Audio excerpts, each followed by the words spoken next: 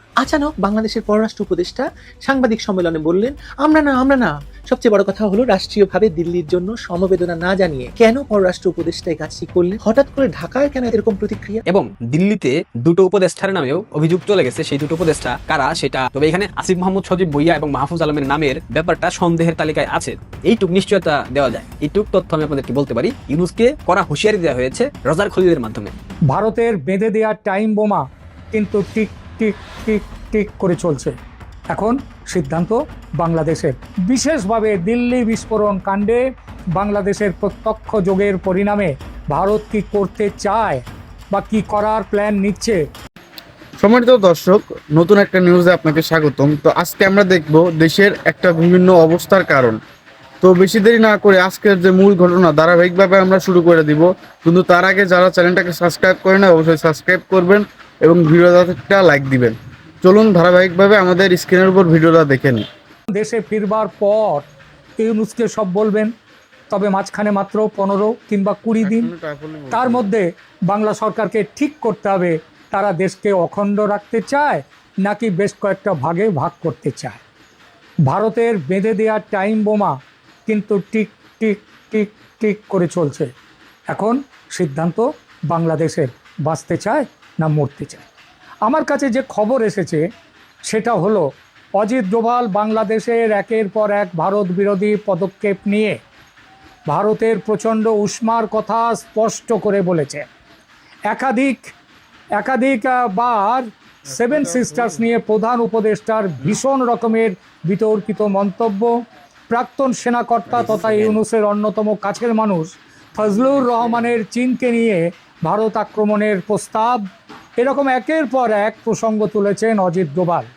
সর্বশেষ ভারতের seven sisters এবং পশ্চিমবঙ্গ সহ বিস্তীর্ণ এলাকাকে বাংলাদেশের মানচিত্রে অন্তর্ভুক্ত করা এবং সেই মানচিত্র সম্বলিত বইটি পাকিস্তানি জেনারেল সাইর শামসাদ মির্জাকে কেন দিয়েছেন মোহাম্মদ ইউনূস, কোন কথা কোন ছবি মাথায় রেখে, এই প্রশ্নটি করেন অজিত ডোভাল।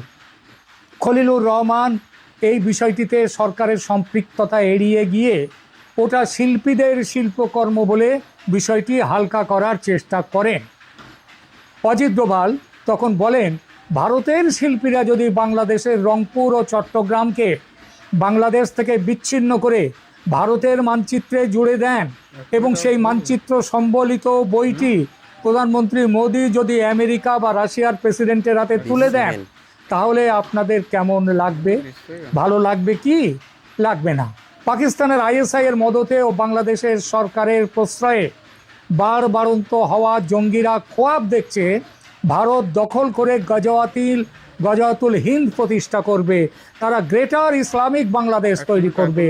আইএসআই এর কর্তারা ঘন ঘন বাংলাদেশ সফর করছে, হাফিজ সাইদের জঙ্গি সংগঠনের নেতারা রংপুর যাচ্ছে, লালমনিরহাট ঠাকুরগাঁওয়ে জঙ্গিরা প্রশিক্ষণ নিচ্ছে, আর ভারত সব কিছু গভীরভাবে দেখছে। তবে দেখার পালা শেষ করে এবার যে কাজে নামার প্ল্যানে পালায় ভারত এসছে, সেটাও ভারতের পক্ষ থেকে অজিত ডোভাল বলে দিয়েছেন। প্রতিরক্ষামন্ত্রী রাজনাথ সিং একেবারে স্পষ্ট ভাষায় কয়েকদিন আগে বলেছেন, ভারত যুদ্ধ চায় না বাংলাদেশের সঙ্গে, কিন্তু বাংলাদেশের মাটি থেকে ভারত বিরোধী কাজকর্ম হলে, ভারতকে অস্থির করার চেষ্টা হলে অনিচ্ছার সঙ্গে সামরিক অভিযানে নামতে বাধ্য হবে ভারত, আর তার দায় পুরোটাই পড়বে যে বাংলাদেশের ওপরে। সেটা গতকাল 19 তারিখের বৈঠকে আর একবার স্পষ্ট করে দিয়েছেন অজিত ডোভাল। এই প্রসঙ্গে উঠেছে দিল্লি বিস্ফোরণ কাণ্ডে বাংলাদেশের জড়িত থাকার প্রসঙ্গ।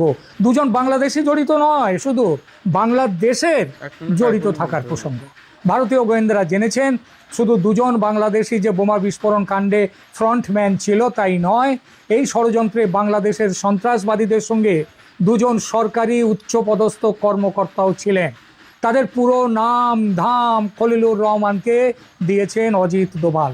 সেই সঙ্গে এটাও বলে দিয়েছেন, এদের প্রত্যেককে গ্রেপ্তার করে ভারতে সন্ত্রাসবাদী হামলা চালাবার অপরাধে বিচারের জন্য ভারতীয় কর্তৃপক্ষের হাতে তুলে দিতে হবে।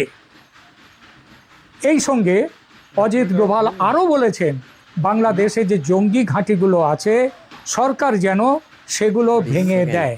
এই ব্যাপারে প্রায় 50টি জঙ্গি ঘাঁটির তালিকা ও তাদের অবস্থান খলিলুর রহমান সাহেবের হাতে তুলে দেয়া হয়েছে। পাকিস্তানের সঙ্গে সম্পর্ক স্বাভাবিক করা বাংলাদেশের অধিকার, সার্বভৌম অধিকার, কিন্তু সম্পর্ক স্বাভাবিক করার আড়ালে ভারতকে অস্থির করার চেষ্টা হলে ভারত যে সেটা চুপ করে দেখবে না, সেটাও জানিয়ে দিয়েছেন অজিত ডোভাল। পুরো ব্যাপারে একটা টাইম শিডিউল ঠিক করে দিয়েছেন অজিত ডোভাল। শুনতে পাচ্ছি আগামী 15 দিনের মধ্যে, কেউ কেউ বলছেন নাকি 20 দিনের মধ্যে, যাই হোক 15 বা 20 যাই হোক, বাংলাদেশ থেকে সদর্থক জবাব না পেলে সামরিক অভিযানে নামতে বাধ্য হবে ভারত। সেই অভিযান সার্জিক্যাল স্ট্রাইকের চেয়ে কিছুটা বেশি হবে বলে মনে করছেন বিশেষজ্ঞরা। কেমন হবে সেই অভিযান? প্রথমত জঙ্গি ঘাঁটি গুড়িয়ে দিতে সার্জিক্যাল স্ট্রাইক, এবং once for all Siliguri corridor বা চিকেন স্নেক এই সুযোগে চিরদিনের মতো চওড়া করে নেয়া, মানে সেটা করতে গেলে পুরো রংপুর ডিভিশনকে ভারতে যুক্ত করে নেয়া। শুধু রংপুর নয়, আবার ওদিকে ভারতের বলছে 7 সিস্টার্স, আমাদের ইউনুস সাহেব বলেছেন 7 সিস্টার্স হচ্ছে ল্যান্ডলকড, আর তিনিই হচ্ছেন, মানে বাংলাদেশ হচ্ছেন সমুদ্র গার্ডিয়ান অফ দ্য ওশান। সুতরাং ত্রিপুরা থেকে সিধা সমুদ্রে যাওয়ার দূরত্ব মাত্র 28 কিলোমিটারের মতো। এই জায়গাটা, ওই নদীর ব্রিজটা, ফেনীর ব্রিজটা নিয়ে নিতে পারলে, এটা নিয়ে নিলে 7 সিস্টার্স সমুদ্রের সঙ্গে যুক্ত হবে, আর চট্টগ্রাম চলে যাবে বাংলাদেশ থেকে। আর বাংলাদেশ 3 দিক নয়, তখন 4 দিক দিয়ে ঘেরাবন্দি হবে ভারতের কাছে। এই খবর শেখ হাসিনার কানে যে পৌঁছয়নি তা নয়, তিনি আপ্রাণ চেষ্টা চালাচ্ছেন বাংলাদেশকে অক্ষত অবিভক্ত রাখতে, কারণ তিনিও তো এটা মানতে পারেন না। কিন্তু তার তো আবার ফাঁসির আদেশ হয়ে গেছে।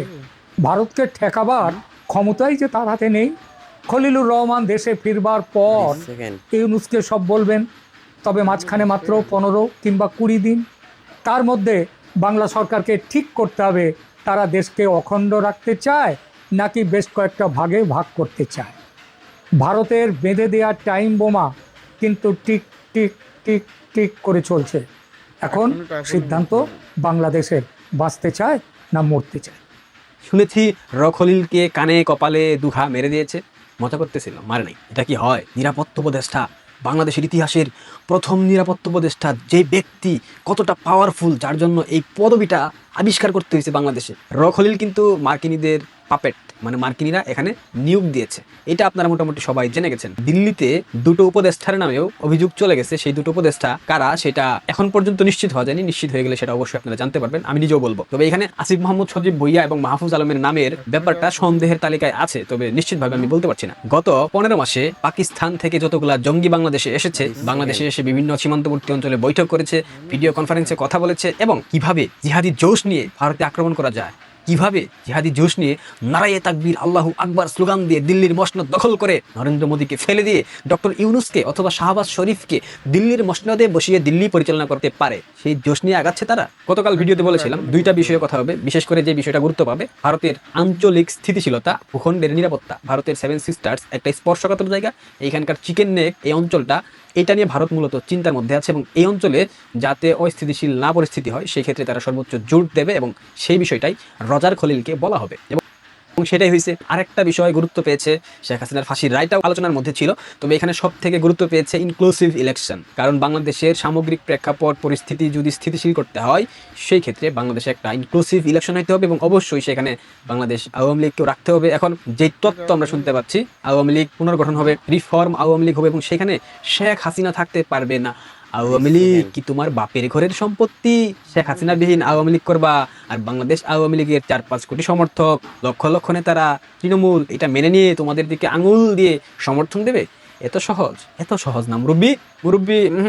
শেখ হাসিনার জীবদ্দশায় শেখ হাসিনা যেদিন মুখ দিয়ে প্রকাশ করবে আওয়ামী লীগে আজ থেকে এই ব্যক্তি নেতৃত্ব দেবে, তোমরা এর নেতৃত্ব মেনে রাজনীতি করো, সেক্ষেত্রে প্রেক্ষাপট ভিন্ন হবে। অনেকেই বিরোধিতা করলেও প্রথম দিকে মেনে নেবে, কিন্তু শেখ হাসিনার জীবদ্দশায় শেখ হাসিনা বেঁচে আছে, সেই সময় রিফর্ম আওয়ামী লীগ তত্ত্ব মার্কেটে নিয়ে আসলে ওইটা সাধারণ মানুষ থেকে শুরু করে আওয়ামী লীগের সকল পর্যায়ের নেতাকর্মী এবং তৃণমূলের সমর্থকরা হিসু মেরে পদ্মা নদীতে ভাসিয়ে দেবে, এইটুকু নিশ্চিত থাকেন। কারণ গতকাল থেকে এখন পর্যন্ত বিভিন্ন কমেন্ট বক্সে, কমেন্ট ইনবক্সে, মেসেজ, মেইল পেয়েছি শেখ হাসিনার জীবদ্দশায় তারা কাউকে আওয়ামী লীগের শীর্ষ নেতৃত্বে দেখতে চায় না। তো বুঝে নেন বাংলাদেশের রাজনীতিতে শেখ হাসিনা কতটা প্রাসঙ্গিক, এটা বোঝার জন্য এর থেকে অন্য কোনো উদাহরণ প্রয়োজন আছে বলে আমি মনে করি না। রজার খলিলকে দিল্লি তলব করা হয়েছিল, অনেকেই ভেবেছিল জিহাদি জোশ ভাইয়েরা দিল্লিতে রজার খলিল গেছে শেখ হাসিনাকে সাথে করে যেন নিয়ে আসে।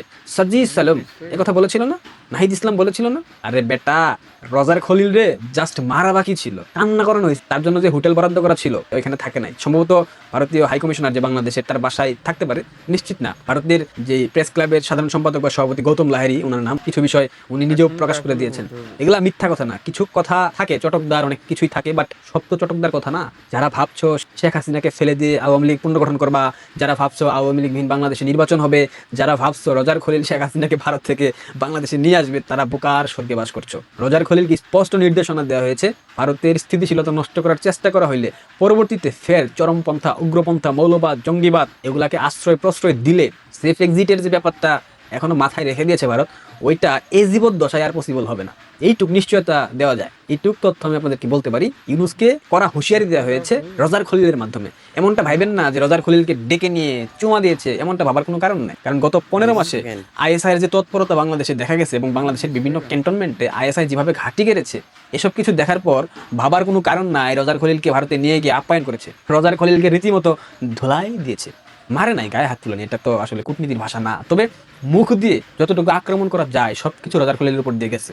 এইটুকু নিশ্চিত আপনারা হতে পারেন। বাংলাদেশে চরমপন্থী, উগ্রপন্থী, মৌলবাদী, জিহাদি, জঙ্গি সম্পৃক্ত এই সরকার, তাদের স্ট্র্যাটেজিক পরিবর্তন খুব শীঘ্রই আপনারা দেখতে পারবেন। হয়তো একটা পরিবর্তন আসছে সামনে। বিস্ফোরণ হলো দিল্লিতে, দিল্লি কোনো প্রতিক্রিয়ায় বাংলাদেশের নাম মুখে আনলো না। আচানক বাংলাদেশের পররাষ্ট্র উপদেষ্টা সাংবাদিক সম্মেলনে বললেন, আমরা না, আমরা না। সবচেয়ে বড় কথা হলো রাষ্ট্রীয়ভাবে দিল্লির জন্য সমবেদনা না জানিয়ে কেন পররাষ্ট্র উপদেষ্টা এই কাজটি করলেন। হ্যাঁ, দিল্লিতে বাংলাদেশের হাইকমিশনের পক্ষ থেকে সমবেদনা জানানো হয়েছে, কিন্তু হঠাৎ করে ঢাকায় কেন এরকম প্রতিক্রিয়া? দিল্লির লাল কেল্লার কাছে ভয়াবহ বিস্ফোরণের পর ভারতের সরকার এখনো পর্যন্ত আনুষ্ঠানিকভাবে কাউকে দায়ী করেনি। বলা হয়েছে যে এটি একটি সন্ত্রাসী আক্রমণ, তদন্ত চলছে, প্রমাণ সংগ্রহ হচ্ছে। প্রধানমন্ত্রী নরেন্দ্র মোদী শুধু বলেছিলেন ষড়যন্ত্রকারীরা কেউই রেহাই পাবে না। এখানেই গল্পটা শেষ হওয়ার কথা ছিল, কিন্তু এর মাঝখানে বাংলাদেশের পররাষ্ট্র উপদেষ্টা তৌহিদ হোসেন এমন এক মন্তব্য করলেন যা শুনে মনে হলো তিনি যেন আগে ভাগেই আত্মপক্ষ সমর্থনের মঞ্চে উঠে পড়েছেন, যেন ঠাকুর ঘরে কেড়ে আমি কলা খাইনি এরকম আধুনিক কূটনৈতিক সংস্করণ হচ্ছে। দিল্লিতে হামলা করেছে কেড়ে, আমরা না, আমরা না। এখন দেখা যাক আসলে কি ঘটেছে। 10ই নভেম্বর সন্ধ্যা 5:52 নয়াদিল্লির লালকেল্লার কাছে 3টি গাড়ি বোমা বিস্ফোরণ ঘটে। ঘটনাস্থল ঘিরে রাখে পুলিশ এবং নিরাপত্তা বাহিনী। 13 জন নিহত, 30-এরও বেশি আহত। এখন পর্যন্ত তার তদন্তের দায়িত্বে থাকা এনআইএ কোনো ধরনের কোনো দেশ বা সংগঠনের নাম প্রকাশ করেনি। তবু ভারতীয় কয়েকটি গণমাধ্যম, বিশেষ করে টাইমস অফ ইন্ডিয়া এবং আজ তাক বাংলায় প্রকাশিত কিছু প্রতিবেদনে বলা হয়, পাকিস্তান ভিত্তিক জঙ্গি সংগঠন লস্করে তৈয়বার কমান্ডার সাইফুল্লাহ সাইদ দাবি করেছিলেন যে সংগঠনের প্রতিষ্ঠাতা হাফিজ সাইদ বাংলাদেশ হয়ে ভারত আক্রমণের পরিকল্পনা করছেন। তিনি আরো বলেছিলেন, পূর্ব পাকিস্তানের অর্থাৎ বাংলাদেশের ডক্টর ইউনূস যাকে পূর্ব পাকিস্তান বানিয়ে ফেলেছেন, পূর্ব পাকিস্তানের সদস্যরা ভারতের সক্রিয় এবং ভারতকে জবাব দিতে প্রস্তুত। এটুকুই তথ্য। কোনো সরকারি সংস্থা এসব মন্তব্য সমর্থন করেনি, প্রতিক্রিয়াও জানায়নি। ভারতের পক্ষ থেকেও বাংলাদেশকে দায়ী করার মতো কোনো বক্তব্য আসেনি। অথচ গত মঙ্গলবার সাংবাদিকদের সঙ্গে আলাপকালে পররাষ্ট্র উপদেষ্টা তৌহিদ হোসেন বললেন, যে কোনো ঘটনার দায় আমাদের উপর চাপানোর চেষ্টা করা হচ্ছে, এগুলো বিশ্বাস করার কোনো কারণ নেই। বিবেচনা সম্পন্ন যে কেউই এসব বিশ্বাস করবে না। অবশ্যই বিশ্বাস করবে না, কারণ তো বলে নাই কেউ বিশ্বাস করতে। এই বক্তব্যে দুটো জিনিস স্পষ্ট: এক, তিনি ভারত সরকারের নয় বরং গণমাধ্যমের খবরের জবাব দিচ্ছেন। দুই, তার ভাষায় এমন এক ধরনের তড়িঘড়ি আত্মরক্ষার সুর আছে যা অনেক সময় না বললেও বোঝায় যে কেউ হয়তো ভয় পাচ্ছে বা আগে ভাগে দায় মুক্তি চাইছে। প্রশ্ন হলো, ভারত তো এখনো কিছু বলেনি, তাহলে বাংলাদেশের পররাষ্ট্র উপদেষ্টা কেন এমন প্রতিক্রিয়া দিলেন? তিনি কি মনে করছেন যে ভারত অবশেষে দোষ বাংলাদেশের ঘাড়ে চাপাবে, নাকি বাংলাদেশের ভেতর এমন কিছু চলছে যা নিয়ে তার নিজেরও অস্বস্তি আছে? অস্বস্তি তো থাকার কথাই, ভারত বিরোধী তৎপরতা তো এই সরকার শুরু থেকেই চালিয়ে যাচ্ছে। আরো প্রেক্ষাপট দরকার। বিস্ফোরণের আগের সপ্তাহেই পাকিস্তানের খাইবার পাখতুনে এক সমাবেশে সাইফুল্লাহ সাইদ প্রকাশ্যে বলেছিলেন, হাফিজ সাইদ এখন বাংলাদেশ থেকে ভারতে হামলার প্রস্তুতি নিচ্ছেন। এই বক্তব্য ভারতের মিডিয়া কভার করেছিল, কিন্তু তখন বাংলাদেশ সরকার বা পররাষ্ট্র মন্ত্রণালয় কোনো প্রতিক্রিয়া জানায়নি। প্রতিক্রিয়া তখন জানানোর দরকার ছিল, তো এখন নয়। এই বিস্ফোরণের পর সেটি আবার আলোচনায় আসে। তাই কেউ চাইলে বলতে পারে যে উপদেষ্টা হয়তো আগের এই খবরের প্রতিক্রিয়াতে আজ কথা বলছেন, একটু দেরি হয়ে গেল না? তবু তার কথার সময় এবং ভঙ্গি ছিল অদ্ভুতভাবে প্রতিরক্ষামূলক বা আত্মরক্ষামূলক। একজন কূটনীতিক হিসেবে তিনি বলতে পারতেন, তদন্ত না হওয়া পর্যন্ত কোনো মন্তব্য ঠিক নয়, বাংলাদেশ সন্ত্রাসবাদ বিরোধী লড়াইয়ে ভারতের পাশে আছে, এতে বিষয়টি স্বাভাবিক থাকতো। কিন্তু যখন তিনি বললেন যে আমাদের উপর দায় চাপানোর চেষ্টা হচ্ছে, তখন তিনি অজান্তেই এমন ধারণা দিলেন যেন বাংলাদেশকেই লক্ষ্য করা হচ্ছে, যেটি করা হয়নি এখনো পর্যন্ত। অন্যদিকে পাকিস্তানের ঘটনাটা ঠিক উল্টো। দিল্লি বিস্ফোরণের পরদিনই ইসলামাবাদের জেলা আদালতের সামনে আত্মঘাতী বোমা হামলায় মারা যায় 12 জন। মুহূর্তের মধ্যেই পাকিস্তানের প্রধানমন্ত্রী শেহবাজ শরীফ ভারতকে দায়ী করে বলেন এটি ভারতের রাষ্ট্রীয় পৃষ্ঠপোষকতায় পরিচালিত সন্ত্রাসবাদ। অথচ কয়েক ঘন্টার মধ্যেই তেহরিকি তালিবান পাকিস্তান বা টিটিপি হামলার দায় স্বীকার করে।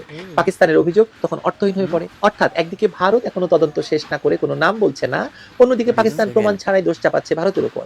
আর এই দুইয়ের মাঝখানে বাংলাদেশ, যাকে এখনো কেউ দায়ী করেনি, সেই বাংলাদেশ আগে ভাগে ঘোষণা দিচ্ছে আমরা না, আমরা না। এখানেই কূটনৈতিক আসলে বিচক্ষণতার ঘাটতি, কারণ আন্তর্জাতিক পরিসরে আত্মরক্ষার ভঙ্গি অনেক সময় আত্মস্বীকারের মতো হয়ে যায়, শোনায়। বিশেষ করে যখন দেশের ভেতরে ধর্মীয় জঙ্গিবাদ আবার মাথাচাড়া দিয়ে উঠছে, যে কোনো সময় ক্ষমতা দখল করার চেষ্টা করছে, সীমান্তে অস্থিরতা বাড়ছে, আর কিছু নিষিদ্ধ সংগঠন পুরো বাংলাদেশের নিয়ন্ত্রণ নিয়ে নিয়েছে, তখন এমন বক্তব্য বিদেশে ভিন্ন বার্তা দেয়।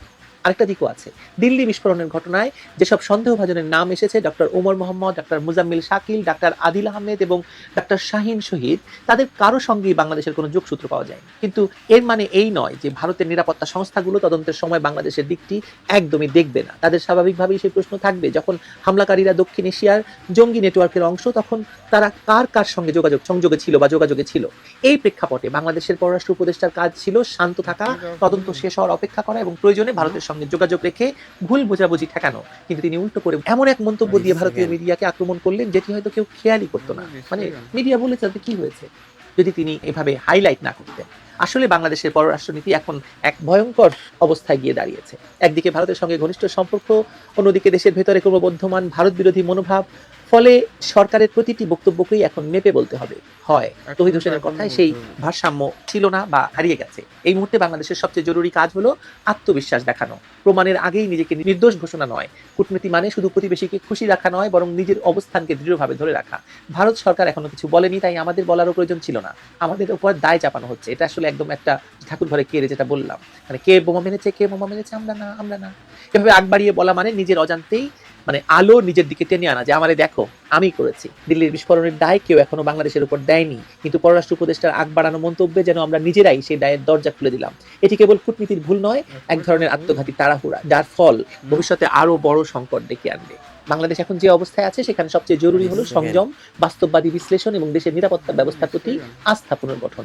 অন্যের অভিযোগের আশঙ্কা নয়, নিজের আত্মবিশ্বাসেই বাংলাদেশকে কথা বলতে হবে। তাহলে প্রমাণ করা যাবে আমরা কোনো দায় নিচ্ছি না, কারণ আমাদের হাতে লুকোনোর কিছু নাই। তো সম্মানিত দর্শক, আজকেকার ভিডিওটা এই পর্যন্তই।